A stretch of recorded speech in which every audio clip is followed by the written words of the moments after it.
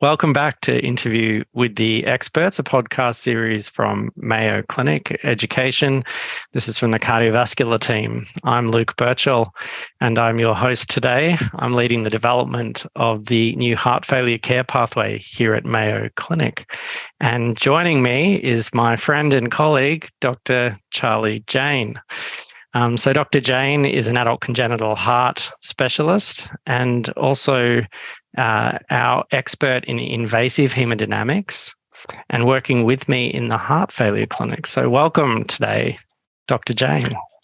Thank you very much, Dr. Birchall. I'm honored to be here with you. Thank you. So today we're talking about the systemic right ventricle. So maybe we should just start there actually and say, who are these systemic right ventricle patients that we're talking about? Yeah, that's a great point because, sometimes that term, there's different ways to word this in the literature. But so when I think about systemic right ventricles in the context of adults with congenital heart disease and heart failure, we're talking about patients with transposition of the great arteries who now have a systemic right ventricle. So that's either DTGA or complete TGA, post-atrial switch, or congenitally corrected transposition of the great arteries, also known as LTGA. And so those are the two major populations I'm thinking of. There's others that fall into more of a univentricular morphology, which we won't really be focusing on as much. And recently I had a patient who had congenitally corrected transposition of the great arteries. And she was told by her local team it was not possible that she could be alive without having had a surgery. So let's just, I know that there will be listeners who haven't seen a patient with congenitally corrected transposition, or CCTGA as we call it. Is it possible for you to be an adult and to have CCTGA and not to have had surgery? And if so, why do we say corrected? Yeah, it is a confusing term sometimes, and it's a wild concept. I know when I first started to wrap my head around it, it was pretty mesmerizing, and it still is in many respects. But you're absolutely right. So patients with CCTGA, and it's called that because it's congenitally corrected. So by the time they're born, they have a viable way of blood flow, which I'll explain in a moment. But sometimes those patients are diagnosed much later in adulthood, 50 years, 60 years of age occasionally, and sometimes they can go their entire life without any surgery or really needing a lot of medical intervention. Now, many can present much earlier too, so there's an extremely wide spectrum of patients with CCTGA, with patients requiring surgeries in infancy too. So it runs the spectrum, but it's pretty incredible. So CCTGA, congenitally corrected transposition, also known as LTGA, they have what we refer to as atrioventricular and ventricular arterial discordance. And so it kind of cancels out. So the ventricles are connected to the wrong arteries, but the atria are also connected to the wrong ventricles. So you still have two circuits that work, and they're in series rather than in parallel as it is in DTGA. Those patients either need a preductal shunt or surgery, usually within the first year of life. And so, yeah, it's referring to the physiologic correction that comes with that, as you say, the double discordance, rather than referring to the work of a surgeon. That's what CCTGA, the correction, is referring to, the physiologic correction, meaning that the blue blood is going to the lungs and the red blood's going to the brain and the body, even though everything's reversed. So good. So you and I mean, we see patients with normal hearts as well. That's the non-congenital patients we see. But let's also make this clear. Today we're talking about these patients, they have a morphologic or anatomic right ventricle in the wrong place. So what I'm saying there is that this right ventricle is subaortic. It is pumping blood to the brain and the body. So maybe let's talk about this. What's wrong with that? Why can't a right ventricle sit in the wrong place? That was well put there, Dr. Burke. So the reasons why right ventricle may be sitting in the wrong place is for a few reasons, but the simplest thing to think about is just the afterload mismatch.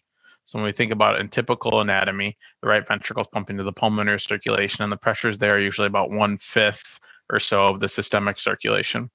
So now if a right ventricle is suspected to do the work for the aorta as a subaortic or systemic ventricle, it's essentially doing 5 times the workload from a pressure afterload situation its entire life. So the major thing that we think about is progressive loading, pressure loading, and then remodeling as a consequence of that to the right ventricle.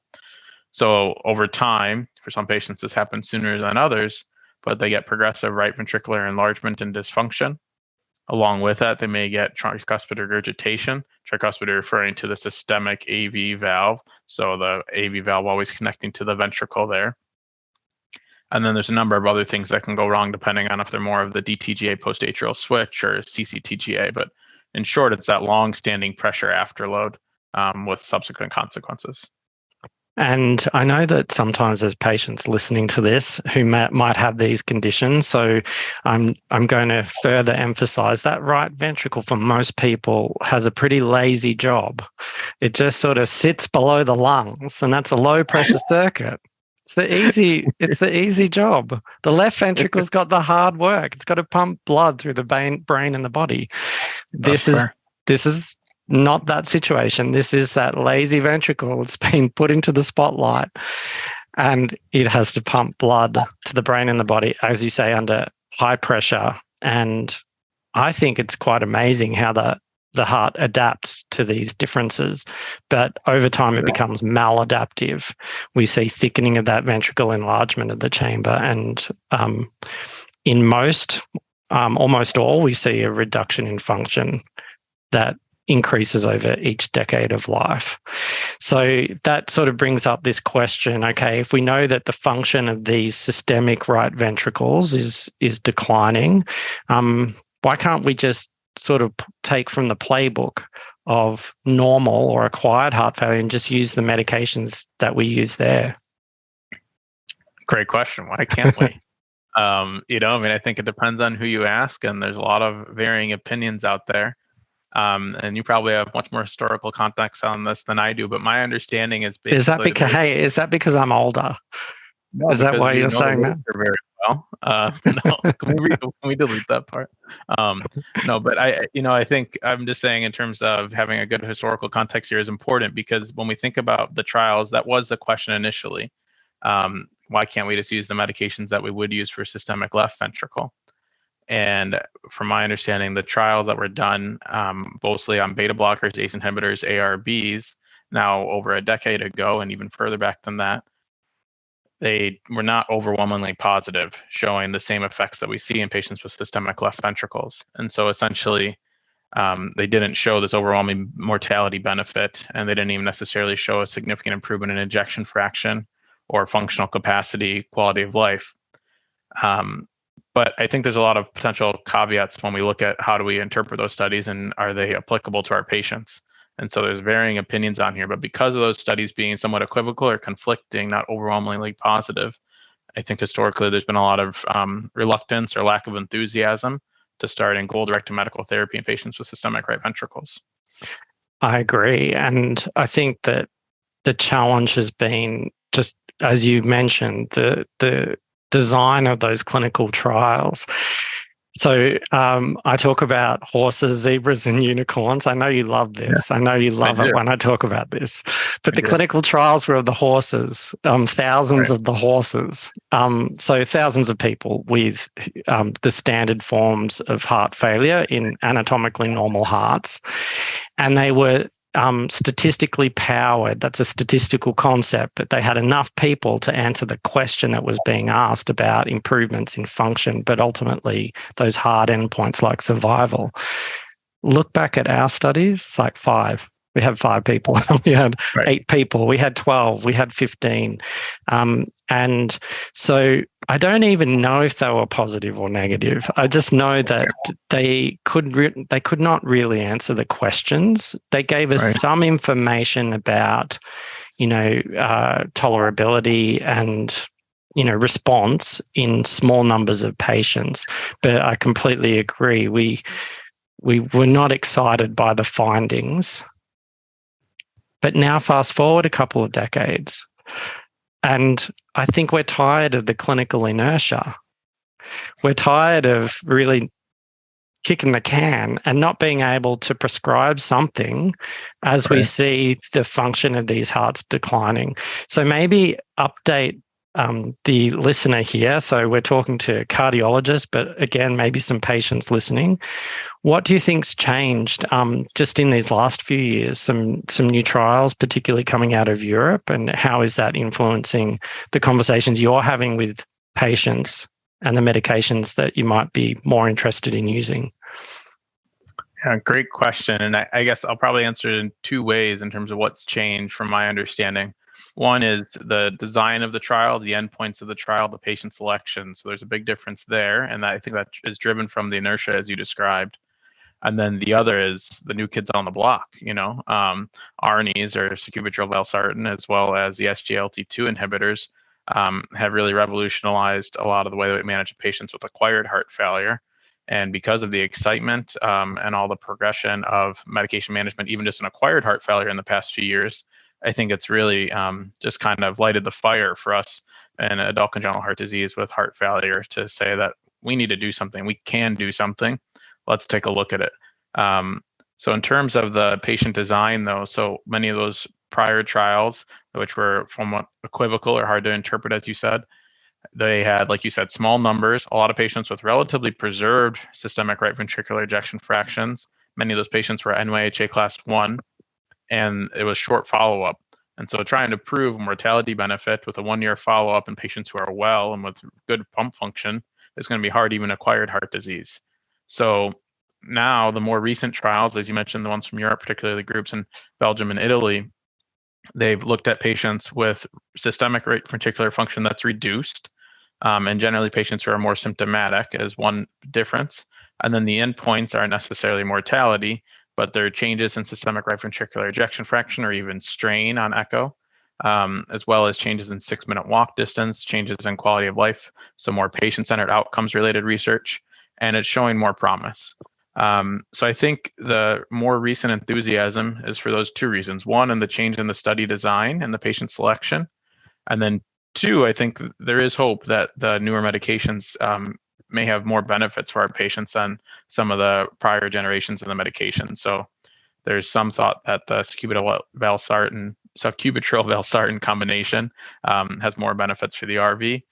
Yes, SGLT2s, I don't think we've had much data yet, but they're so overwhelmingly helpful in acquired heart disease. It's hard to imagine that they wouldn't be in congenital heart disease. Yeah. So again, the listener, they might have a patient, either a mustard sending patient or a CCTGA. They might already have them on something like lisinopril or losartan, valsartan.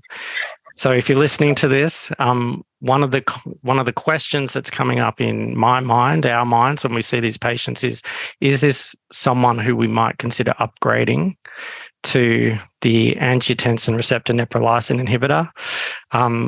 Entresto is the one option that we have right now. What are you doing, Charlie, when you identify that patient? What are you saying to the patient? And how are you navigating just the conversation about why should we even consider switching this medication that they might have already been on for a couple of years? Yeah, it's a great question. And I think it comes down to the heart of clinical medicine. It's an art to many respects, and we don't have enough guidance or data to tell us what to do in this situation, So I'm relatively frank with the patients and open, saying that we don't know necessarily how much this will help you in 5 years, 10 years, 20 years down the road compared to just staying on your current medication. But I try to share my enthusiasm with them and say that I am hopeful that this medication will be better for you. Now, whether or not how hard we kind of advocate for that or push for that, I'm curious to hear your thoughts too. But at least in my practice, what I've been doing is, if things are smooth and steady and the patient feels well and the systemic RV ejection fraction's good and stable, I don't advocate for it as strongly because one, we just don't have the data there, but I at least bring up the discussion. Alternatively, if things are going downhill, the patient's not feeling as well, the systemic RV ejection fraction's getting worse, or their functional capacity is declining, then I more strongly advocate for them and I share the data with them. But then there's also just this other part of clinical medicine. There's cost associated with these. And so if the patient's already on a good dose of lisinopril and they tolerate it, and the newer medication is going to cost them a few $100s a month, I don't know if it's really fair to tell the patient that you need to take it, in my opinion. If they can't get food on the table, I don't know if getting the medication with their morning meds is worthwhile. I don't know if it has enough benefit there, honestly, compared to taking one of the trusted, tried and true medications. But curious to hear your thoughts too. No, I love your emphasis. It's the art, not just the science of medicine. And I sort of go through all those points as well. I find that my patients are very interested in the patient-reported outcomes. So, and understandably so, like talking about a change in right ventricular strain is a very abstract thing. It doesn't really mean much if you're a patient, other than your doctor's telling you maybe it's an indication of improved function. But they are interested in, the patients are walking a little farther, and also they're reporting better quality of life or better, or maybe improvements in symptoms.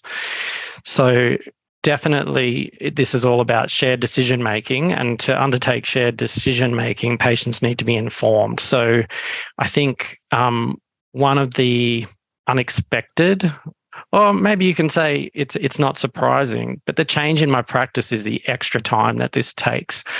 And so I keep in mind, that the patient's coming for an adult congenital heart visit.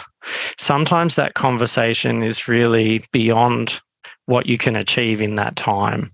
And so that I see is a barrier that we as a team and as the individual providers, we sort of need to think a little bit differently about that being a follow-up call, perhaps something that's tackled, because for it to be proper shared decision making, it does require quite a bit of time, including, the side effect profiles and the financial side effects for patients. Right. So, Yeah. any thoughts on that? Well, yeah, no, I think that's a great point, and I guess I'll just, speak to the team effort here. I think we're incredibly grateful and lucky for our nursing team and our nurse practitioner team, who are key players in our successful rollout of these medications, because it is intensive. The conversation doesn't stop when the patient walks out of the office that day. It's ongoing, checking labs. It takes, it's a big effort, and I think that makes a huge difference if you have a team that we can all work together and accomplish this for the patient. In the absence of that, I find it even more challenging than it already is. So just kind of kudos or shout out to the team. So thank you for developing the team. And yeah. Yeah, I couldn't agree more. I think if this was just a solo marathon, it's actually very difficult to be prescribing these properly with the information that the patients need. So just in the last few minutes that we have, let's talk about the SGL2 inhibitors. One thing I wanted to pick your brains on is these SGL2 inhibitors. I think for me, what's exciting is their demonstration of benefit for both heart failure with reduced ejection fraction and heart failure with preserved ejection fraction. I think many of our patients do have mixed systolic and diastolic dysfunction. So that's partly why I'm particularly eager to see what the future outcomes are going to be like with our patients who are choosing to trial the SGL2 inhibitors. What's your early experience? Great question, and I'm excited about them, just for the reasons you said. And I think two other particular reasons that I'm excited, in addition to the fact that the diastolic dysfunction are more preserved ejection fraction patient. One is that they're relatively hemodynamically neutral. So some of our patients walking around with systolic blood pressure in the 80s or so, and we're nervous about starting Entresto. These medications tend to be better well tolerated in my experience with them. And then two is that it seems like there's more symptomatic benefit. In the acquired heart failure literature, it shows that it decreases exercise wedge pressure and things like that. And so it fits that these patients have better patient-centered outcomes improvement. And so I'm particularly excited about them for patients who are quite symptomatic.